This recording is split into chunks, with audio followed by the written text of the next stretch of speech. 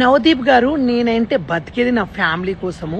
సారీస్ కట్టుకుని చిన్న చిన్న రీల్స్ చేసుకుంటూ ఇన్ని రోజులు టిక్ టాక్ నుంచి నేను ఏ ఈవెంట్స్ వస్తే ఇండస్ట్రీలో ఏమైనా మూవీ ఆపరు, సీరియల్స్ అన్నీ చేశా. ఇండస్ట్రీలో నేను రూపాయి తింటున్నా.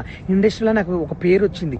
నేను రోజు నా ఫ్యామిలీ కోసం బతుకు. నువ్వు ఎవరి కోసం బతుకుతున్నావు? నీకంటే పెళ్లి పెట్టాకులు లేవు. గంజాయి అమ్ముకుంటా, గంజాయిలతో తిరుగుకుంటా సమాజానికి నువ్వు అదైనా చేసేది. బెట్టింగ్ యాప్లు ఇస్తే కూడా 30-40 లక్షలు అంటే కూడా నేను చేయనన్నా. నేను నీలాగా మోసం చేయలేదు. అన్నం తింటున్నామంటే ఇండస్ట్రీ వల్ల. నీకేం తెలుసు నా గురించి మాట్లాడుతున్నావు? కొంచెమైనా బుద్ధి ఉందా?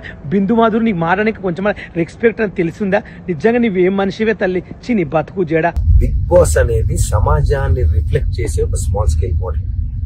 రకరకాల మైండ్ సెట్స్, యాటిట్యూడ్స్, ఆలోచనలు ఉండే మనుషుల మధ్యలో 100 రోజులు బతుకుతున్నప్పుడు ఎవడో కమెంట్ పెట్టినట్టు నేనేదో అంటాను.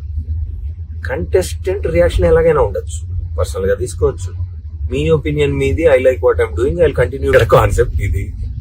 నీ పోస్ట్ కి నెగిటివ్ కమెంట్స్ వస్తే నువ్వు ఎలా రియాక్ట్ అవుతావు? అగ్ని పరీక్ష. నాలాంటి వాళ్ళు ఎంతమంది ఏం మాట్లాడినా తట్టుకొని నిన్ను నువ్వు నమ్మి నవ్వుతూ నడిచే సెల్ఫ్ కాన్ఫిడెన్స్ ఉందా? లేకపోతే బ్రేక్ అయిపోయి ఇంట్లోంచి బ్యాగ్ సర్దుకొని వెళ్ళిపోతావా? అగ్ని పరీక్ష. The show is design to do this.